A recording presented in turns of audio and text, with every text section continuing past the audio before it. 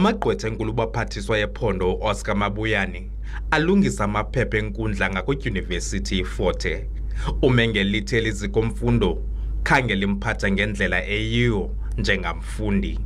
Ngonyaka ka-2021 yena namalungu aphezulu e-ANC ephondweni bakhutshwa kwizifundo zabo kwanokholeji.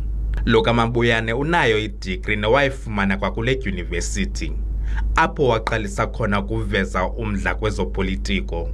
Zange kwenziwa zonke into zithetha bubuxoki, into zaseFort Hare bendizenzela. Kwaye bendisebenza njengomntana wesikolo phaa eFort Hare njengabanye abantwana besikolo.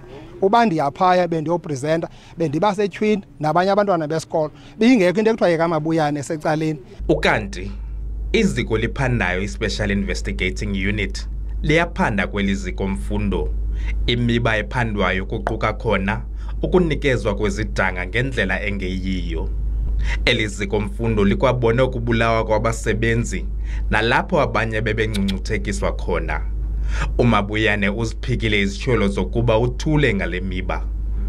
I've never been silent. I've been condemning killings about University of Fort Hare like any other killings that are happening. And I'm not going to fall into this trap of attention seeking about it and recreation of stories. Abasemagunyeni kule university abakaphenduli kwezintetha zikaMabuyane abongile Yankees kwiindaba ze-SABC encocha kwiphondo leMpuma Koloni.